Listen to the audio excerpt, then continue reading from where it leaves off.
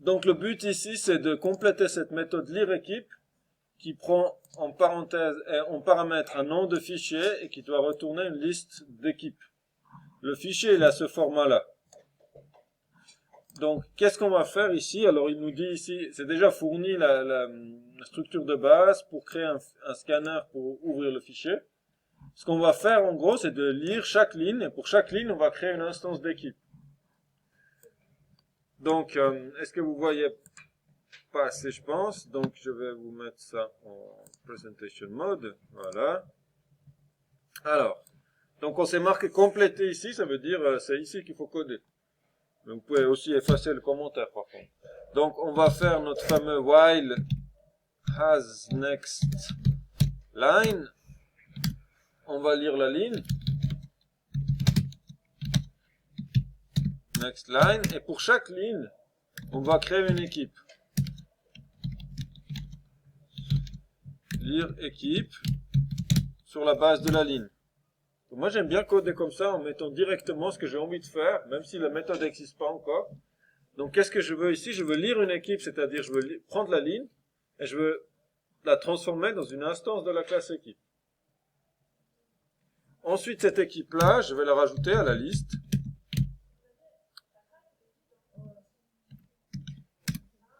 Voilà. Donc maintenant, ben, évidemment, ce qui reste à faire, c'est de faire le lire équipe. Oui. Ah oui, alors c'est pas terrible. Effectivement, c'est trop proche. C'est dangereux de juste avoir un caractère. C'est une bonne remarque. Donc le problème, c'est que ça, c'est un peu trop proche. Donc on va dire, je sais pas, créer équipe. Voilà. Si quelqu'un arrive à fermer la porte. Comme ça, merci. Donc là, on va créer, donc je peux utiliser le IntelliJ IDE une fois que j'ai défini comment je veux utiliser ma méthode. Je peux faire Alt-Enter, il me génère une méthode de base. Il se débrouille déjà pour mettre statique, pas statique selon le contexte. Il met le bon type de retour et il met un paramètre. C'est pas mal, c'est rapide. Je sais pas si je devrais vous montrer ça, mais c'est pratique. Donc après, on va faire quoi? Ben, on va faire un scanner pour lire la ligne. Et du fait que je suis dans une méthode séparée, je ne vais pas me tromper, je ne vais pas mélanger le pinceau avec le scanner qui lit le fichier. Là, toute ma tâche, c'est j'ai une ligne comme ça et je dois pouvoir la lire. Donc comment on lit cette ligne? Ben, déjà, on a l'histoire du délimiteur, là, de séparateur qu'il faut préciser. Donc c'est use delimiter. On va lui dire d'utiliser le point virgule. Et puis ensuite, bah, je vais lire. J'ai pas besoin maintenant de faire une boucle parce que je suis en train de lire une seule ligne. Et sur cette ligne, bah, il y a une fois l'ID, une fois le nom, une fois le budget. Après, on verra pour les listes, le palmarès de titres, c'est un peu plus compliqué. Mais au début, bah, je vais lire mon ID, next int, et ensuite je vais lire le nom, next, et puis je vais lire le budget,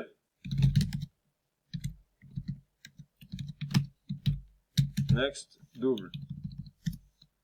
Ok, avec ça, je vais déjà, avant même de me préoccuper des histoires de championnat, je vais juste essayer, est-ce que j'arrive à créer mon équipe, à remplir la liste et tout ça. Donc, je vais retourner une instance de la classe équipe. Et avec un peu de chance, j'ai déjà le bon constructeur. Voilà, j'ai un constructeur qui me demande le nom, l'ID, le budget. Donc, vous voyez, l'ID et le nom ne sont pas dans le même ordre. Mais comme je les ai mis dans une variable, ça ne me pose pas de problème. Je l'ai stocké dans un espace de stockage intermédiaire, donc je peux après réarranger l'ordre comme on veut. Donc là, on va mettre le nom, l'ID, le budget. Et pour l'instant, on va mettre une liste vide. On va pas se préoccuper tout de suite de ça, parce que ça, c'est clairement la partie difficile de l'exercice. On va déjà essayer de faire les bases. Lire équipe, c'est grisé, donc c'est pas appelé. Il faut ici que je l'appelle. Donc ça, c'est une méthode que je peux appeler si j'arrive pas à faire ma propre version de lire équipe. Je peux appeler lire équipe secours, qui va me remplir la liste pour les exercices suivants. Mais là, du coup, je vais créer ma propre, ça je peux copier, du coup. Je suis confiant qu'on va y arriver. lire équipe. Et le nom du fichier, alors le nom du fichier c'est équipe.csv. Et puis on va faire un affichage de ça pour vérifier si ça marche. Donc je lance ça. Et effectivement, j'ai pu le Young Boys, FC Ball, Sion, Grasshopper Club, j'ai mes 4 équipes. Simplement, ils ont tous un nombre de titres 0 pour l'instant, parce qu'on n'a pas lu les titres, donc c'est normal. Donc, qu'est-ce qui nous reste comme problème? Ben, le problème, c'est, une fois qu'on a lu le budget, il nous reste un nombre variable de titres à la fin. Et on ne sait pas à l'avance combien il y en a. Donc, comment on va régler ça? Donc, comme il y en a plusieurs, c'est quel format algorithmique on va utiliser? Quelle construction algorithmique on utilise? Comment? Un while, une boucle. On va le répéter parce qu'on va pour chaque titre. Et comment est-ce qu'on sait s'il reste encore un titre? Has next, exactement. Tant qu'il y en a encore quelque chose, on va lire, on va le mettre dans la liste. Alors, pour pouvoir la mettre dans la liste, il faut qu'on déclare notre liste et qu'on crée une liste. Donc ça, c'est des chaînes de caractères. Titre. Et puis, on va créer une liste vide. Et puis après, ben, pour chaque titre, ben, on va l'ajouter. On va l'ajouter à la liste. Et puis ici, à la place de mettre la liste vide, je vais mettre ma liste de titres. Je relance ça.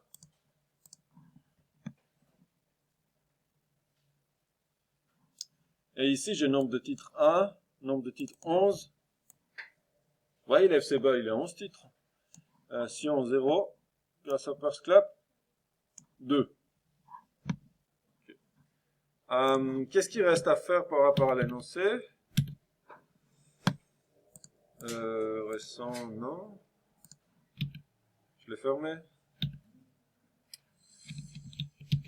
Alors, par rapport à l'énoncé que j'ai pas mis là.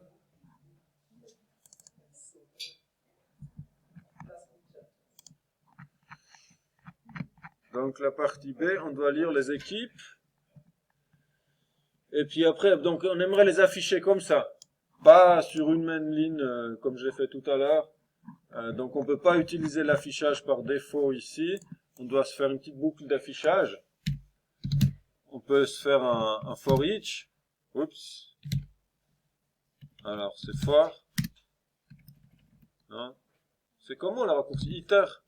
Voilà, iter. Donc je parcours les équipes et j'affiche chaque équipe individuellement.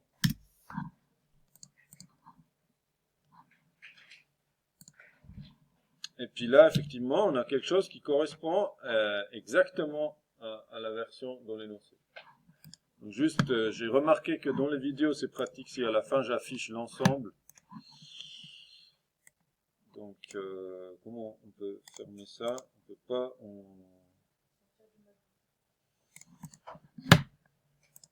Il faut sortir du presentation mode. On va fermer ça et on va afficher l'ensemble du code comme ça. Presentation mode. Voilà, ça suffit tout juste pour afficher l'ensemble du code qu'on a produit, sauf ce qu'il y a dans le mail.